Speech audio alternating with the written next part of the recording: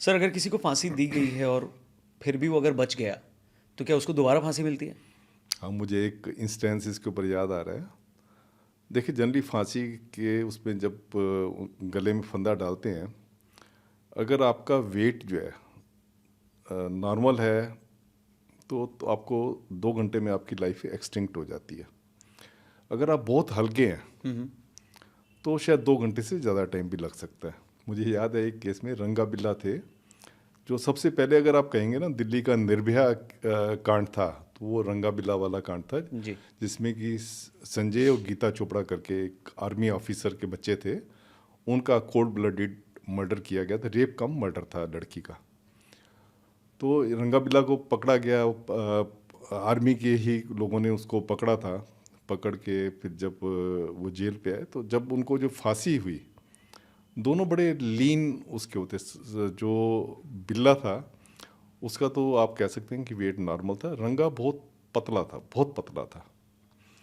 तो क्या होता है कि अगर आपको जब फांसी दी गई, अगर आप सांस अपनी रोक लेते हैं, आपने सांस डर के मारे भी कई बार रुक जाती है, कुछ होता है तो रोक लेते हैं, तो आपकी लाइफ दो दो घंटे बाद भी एक्सटिंक्ट नहीं होती। ऐसा फिर रंगा के केस में हमने देखा। जब 2 घंटे बाद डॉक्टर आया उसको देखने के लिए, तो उसने कहा नहीं, अभी ये मरा नहीं है, इसकी अभी इसमें जान है। तो फिर ये अरे तो बाप बड़ा रे। एक बड़ा ही कॉन्स्टिट्यूशनल इशू हो रहा था कि आपने लटकाया, 2 घंटे बाद देखा वो जिंदा है। तो कोई और केस होता तो बाहर से वो कहते नहीं जी, आपने तो लटकाना तो लटका लिया, अब इसको वापस करो। तो उस केस में ऐसा ऐसा नहीं हुआ। तो वो फिर हमने क्या किया उसमें कि अब हमने सोचा कि अब इसमें क्या करें।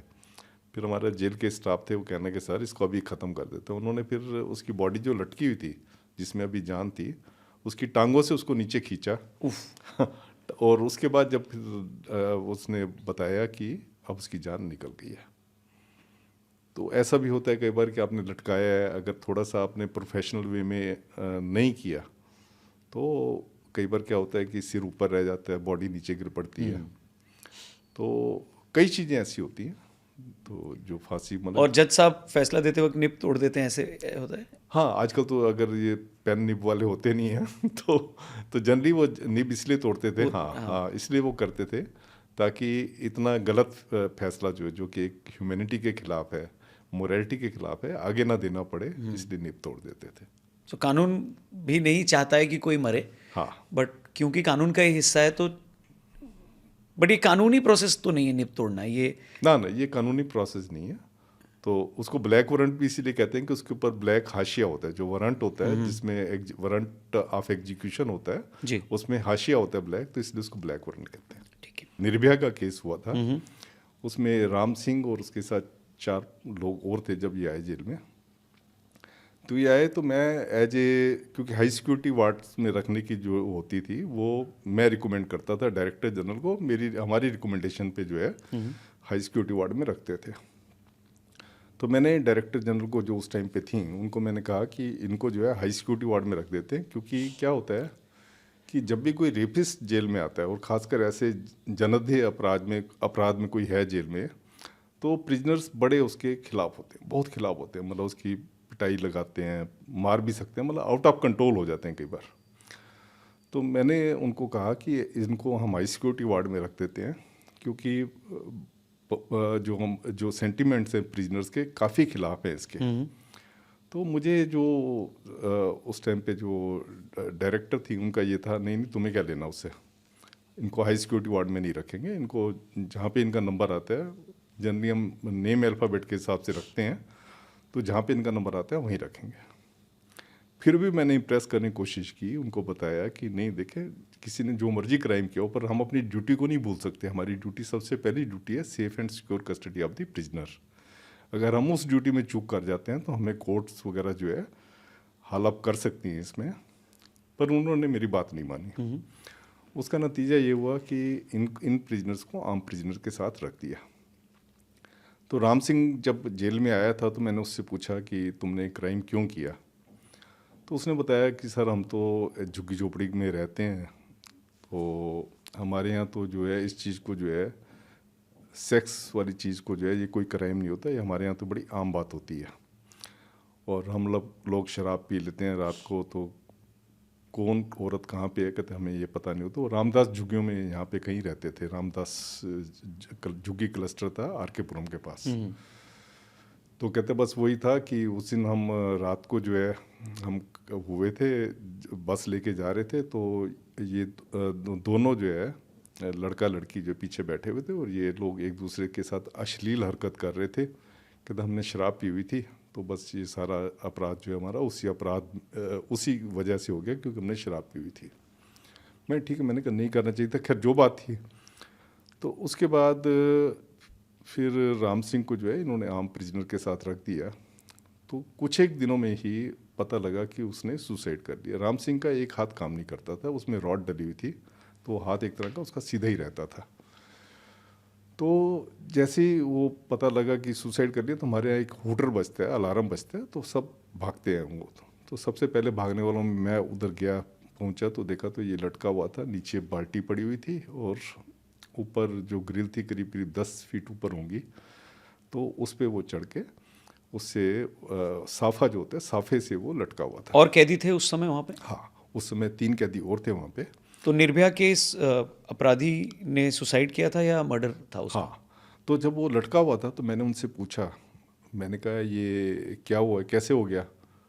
तो कहते नहीं सर, हमें तो पता नहीं, हम तो सो रहे थे। नहीं तो ऐसा कभी भी नहीं होता कि इतनी गहरी नींद में सो रहे हो कि तुम्हारे एक साथ वाला जो एक तुम्हारा कोमेट है वो फांसी लगा रहा है और आपको पता नहीं लग रहा, वो बाल्टी खिसकाते हुए ले जा रहा है और कैसे ऊपर, जबकि उसका कद मेरे ख्याल कोई मुश्किल से 5.25 फीट का उसका होगा। तो 3 फीट के नीचे अगर बाल्टी भी लगा लें तो 8 मतलब पहुँचना बड़ा मुश्किल था, उसका एक हाथ काम नहीं करता था। तो जब उन्होंने ऐसा इवेजिव सा रिप्लाई दिया मुझे, जो उनके साथ के प्रिजनर थे, तो मैंने सोचा कि इसमें दाल में कुछ काला है। मैंने तभी रिपोर्ट कर दिया कि मुझे ये सुसाइड नहीं लग रहा है, ये मुझे लग रहा है कि इसका मर्डर हुआ है। और इस बात का कंफर्म हो गया बाद में कि जब पोस्टमार्टम हुआ, पोस्टमार्टम में इसके विसरा में जो है अल्कोहल आई थी। इसका मतलब जिसने भी पहले अल्कोहल इसको दी है ताकि ज़्यादा शोर वगैरह इतना ना मचाए, उस अल्कोहल देने के बाद जो है इसको उन्होंने लटकाया। तो इसलिए मैंने अपनी बुक में भी ये लिखा है कि मुझे लगता है कि इसका मर्डर हुआ है, ना कि इसने सुसाइड किया। पर सर अगर वो हीनियस क्राइम किया है लॉ के हिसाब से तो चलिए ठीक है कि आपका एक पर्सपेक्टिव है, आपकी एक वो है, एक उसको आप ऐसे देखते हैं, पर एक इंडिविजुअल के नाते भी आपकी अपनी एक ओपिनियन है। तो आपको लगता है, क्योंकि बाहर लोग बहुत ज़्यादा गुस्से में थे और जनता जनरली ऐसे ही रिएक्ट करती है कि सबको फांसी हो जानी चाहिए, सबको मार दो। सेम अफजल गुरु के साथ भी था। पर वहीं अगर आप ये कहते हैं कि आप इमोशनल हो गए, तो आपको नहीं लगता ये एक गलत मैसेज जाता है? क्योंकि एंड ऑफ द डे आपको लॉ ने ही, वो कानून ने ही वो सज़ा दी है और आप टेररिस्ट ही थे और आपने एक हमला संसद पर करने की कोशिश करी। बहुत बड़ा हमला हो सकता था, उसके बदले में बहुत सारी चीज़ें हो सकती थी। तो आपको नहीं लगता कि अगर आप ऐसे रिएक्ट करते हैं मीडिया में या लोगों के सामने तो एक गलत मैसेज जाता है? देखिए, मैंने जैसे आपको बताया कि सबसे पहले जो भी जेलर है वो एक ह्यूमन बीइंग होता है और हम ज़्यादा प्रभावित होते हैं उस प्रिजनर के कंडक्ट से। देखें क्या होता है, जेलें जो भी हैं, अगर इसमें प्रिजनर हमारा साथ ना दें जेल चलाने में, तो शायद मुझे लगता है कि हम जेल नहीं चला पाएंगे। ठीक है। इस तरीके से चला रहे हैं। आप देखें जेल का जो एम्बलम होता है वो भी ताला चाबी होता है। तो इतने ताले होते हैं, जैसे सेल से हर एक सेल पे एक ताला लगा होता है, उसकी चाबी होती है, 50 चाबियाँ होती हैं, 50 ताले होते हैं। जो हमारा स्टाफ होता है उनको बड़ा मुश्किल होती है आइडेंटिफाई करने में कि कौन से ताले के साथ कौन सी चाबी लगेगी। तो इसमें सारा प्रिजनर जो है हमें हेल्प करते हैं और कई सारे प्रिजनर जो हेल्प करते हैं, आपको हैरानी होगी जान के कि जो प्रिजनर जो है हमारे सिक्योरिटी ऑपरेटर्स में इतना इनका इम्पोर्टेंट रोल होता है कि ये उतना ही इम्पोर्टेंट रोल प्ले करते हैं जितना हमारा स्टाफ करता है। जेलों में नंबरदार होते हैं, तिहाड़ में तो हमने नंबरदार ना करके उनको सेवादार कर दिया। नंबरदार होते हैं, उनका गवर्नमेंट सर्वेंट वाला स्टेटस होता है। अगर आप पंजाब में जाएंगे और जगह जाएंगे, नंबरदार जो होते हैं उनको प्रिजनर होते हैं और मोस्टली मर्डर के केस के प्रिजनर होते हैं, पर उनका स्टेटस जो होता है वो गवर्नमेंट सर्वेंट वाला होता है। उनको आप पनिश नहीं कर सकते आम प्रिजनर की तरह। तो हमारा जो एक होता है कि एक प्रिजनर ने जो सर्विस दी होती है जेल के लिए, बेशक उसने बाहर जितना मर्जी गंदा क्राइम क्यों ना किया हो, जैसे आपने अफजल गुरु का कहा है, बेशक उसने बाहर जो है संसद पे हमला किया, एक डेमोक्रेसी पे एक तरह का हमला था, तो पर हम जो है जो उसका कंडक्ट जेल के अंदर होता है, हम उससे जाते हैं। और वैसे भी हमारी रिलेशनशिप, जैसे मैंने आपको बताया कि एक होस्ट और गेस्ट वाली होती है। फांसी की सज़ा आपको कितनी सही लगती है? आपको लगता है ये होनी चाहिए? क्योंकि इसके बारे में कई बार बातचीत होती है, डिबेट होती है। कुछ लोग कहते हैं कि ये बिल्कुल भी अमानवीय है, इनह्यूमन है। कुछ कहते हैं नहीं, सज़ा सही है। तो आपको लगता है फांसी की सज़ा होनी चाहिए किसी भी कानून में? खासकर मैंने देखा इंडिया जैसे एनवायरनमेंट में फांसी की सज़ा नहीं होनी चाहिए। इसके पीछे मैं कारण दूंगा। सबसे पहला कारण तो ये है कि जब आप किसी की जान दे नहीं सकते, तो जो हमारा एक स्पिरिचुअल कह लें कि जब जान दे नहीं सकते तो आप ले भी नहीं सकते। दूसरा ये होता है, आप देखेंगे कि जिनको भी फांसी हुई है, ज़्यादातर प्रिजनर ऐसे होते हैं जो पुअर स्टेटस से आते हैं।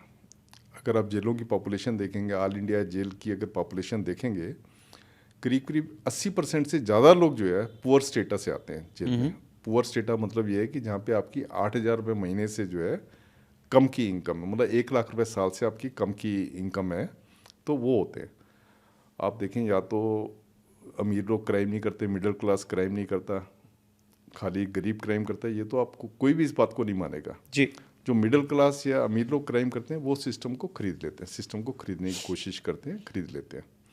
जो गरीब होता है वो सिस्टम को खरीद नहीं सकता, इसलिए उसको जो है वो मृत्यु दंड तक मिल जाता है। अब आप देखेंगे मृत्यु दंड का देखने के लिए जाएंगे तो इसमें बहुत सारे केस ऐसे होते हैं जिसमें लीगल एड मिली होती है, सरकारी लीगल एड के ऊपर उसका केस लड़ा जाता है। और आपको पता है सरकारी लीगल एड कैसी होती है, मुझे बताने की जरूरत नहीं है। तो सरकारी लीगल एड, और उन्हीं को खाली आप मौत की सज़ा दे रहे हो। इवन तो हमारा लॉ काफ़ी रिफाइंड लॉ है जो इंडिया का है, वो कहते हैं रेयरेस्ट इन रेयर केसेस में आप जो है फांसी की सज़ा देंगे। अगर आप देखें कि अगर 50 केसों में नीचे से फांसी की सज़ा होती होगी डिस्ट्रिक्ट कोर्ट से, तो मुश्किल से जाके 1 या 2 केसों में मेटेरियलाइज होती है, बाकी केसों में नहीं होती। पर जनरली मेरा ये देखना था कि जो भी फांसी की सज़ा होती है ऐसे केसों में होती है जिसमें एक तो पब्लिक रिजेंटमेंट बहुत ज़्यादा होती है, पब्लिक प्रेशर बहुत ज़्यादा होता है, उसमें होता है। या आप देखें कि बहुत गरीब होता है जिसने आगे कोई अपनी जो लीगल एवेन्यूज़ थे उसके पास ओपन थे, उसको उसने अवेल नहीं किया, तब होती है। तो इसलिए मेरा पर्सनल वो ये है कि फांसी की सज़ा ना हो के, अगर आप जैसे यूएसए में जाएं कि आप 35 साल की सज़ा दे दें, 40 साल की सज़ा दे दें, वहाँ तो 100 साल की सज़ा दे देते हैं। अगर आप लंबी सज़ा दें तो वो मेरे हिसाब से उसका रिफॉर्मेटरी, उसका ज़्यादा वो एक लॉ एंड ऑर्डर पे ज़्यादा प्रेशर, वो ज़्यादा इफ़ेक्टिव होगा बानिस्बत की फांसी की सज़ा। आप सबको पता है कि रेप करेंगे तो फांसी की सज़ा हो सकती है, मर्डर करेंगे फांसी की सज़ा हो सकती है। पर आपको हैरानी होगी कि इवन दिल्ली में हमारे पास जो सबसे ज़्यादा जो प्रिजनर होते हैं मर्डर के केस में होते हैं, करीब मैं पुरानी स्टैटिस्टिक्स के हिसाब से बता रहा हूँ, करीब 35% प्रिजनर जो है मर्डर के केस में थे दिल्ली में, जो जेलों में थे। तो सबको पता है कि इसमें अगर करेंगे फांसी की सज़ा हो सकती है, पर उसके बावजूद हो रहा है। सबको पता है फांसी की सज़ा हो सकती है, अगर रेप करेंगे तब भी हो रहा है। तो फांसी का इफ़ेक्ट बहुत मिनिमम इफ़ेक्ट पड़ता है क्राइम ना करने पे।